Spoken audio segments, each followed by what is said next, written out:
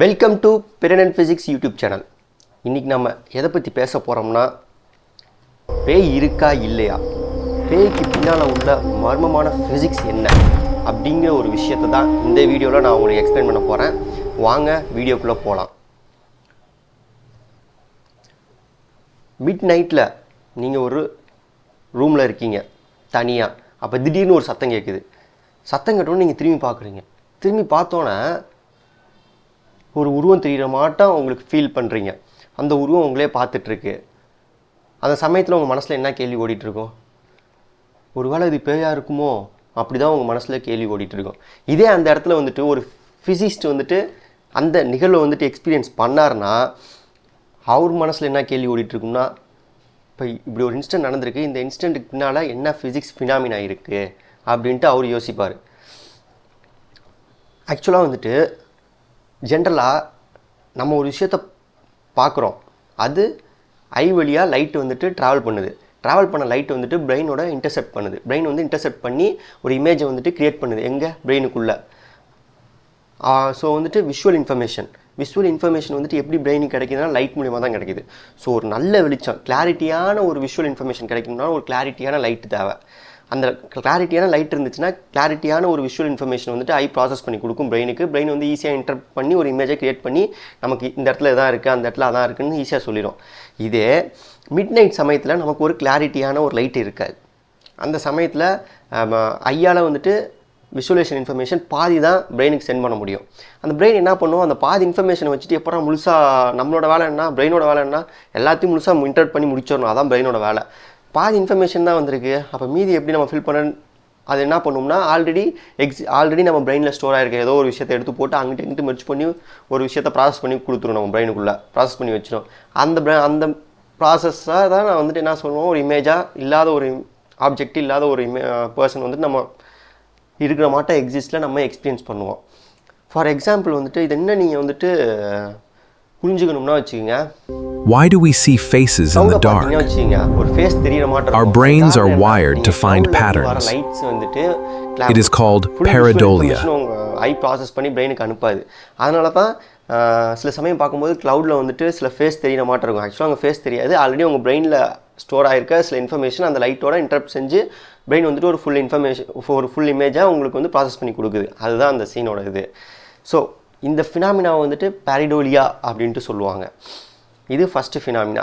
ரெண்டாவது வந்துட்டு இன்னொரு கோஸ்ட் வந்துட்டு எப்படி எக்ஸ்பீரியன்ஸ் பண்ணியிருப்பாங்க அப்படின்ட்டு சொன்னிங்கன்னா, தூங்கிட்டு இருக்கும்போது திடீர்னு அவங்க வந்துட்டு ஆக்சுவலாக பிரெயினில் எந்திரிச்சிட்டு கையை தூக்கணும்னு நினைப்பாங்க, தூக்க முடியாது. அது பேர் ஸ்லீப் பேரலைஸ்ன்னு சொல்லுவாங்க. இந்த எக்ஸ்பீரியன்ஸ் வந்து நானே ஃபீல் பண்ணியிருக்கேன். இது எதனால் வந்துட்டு நமக்கு வந்துட்டு ஏற்படுதுன்னா, நம்ம பிரெயின் மட்டும் ஒர்க் பண்ணும், நம்ம பாடி வந்துட்டு சென்ஸ் பண்ணாது.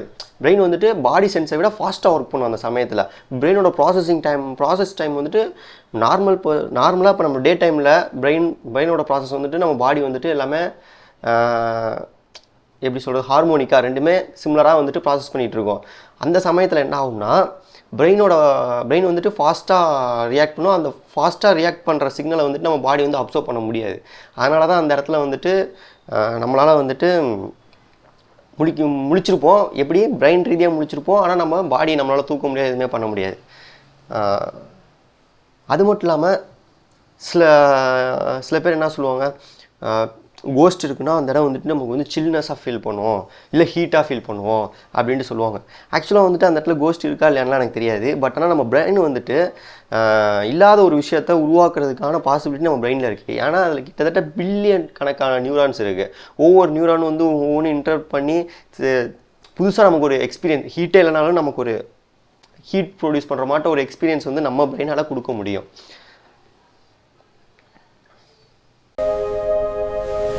ஸோ இதுலேருந்து நமக்கு என்ன தெரியுதுன்னா,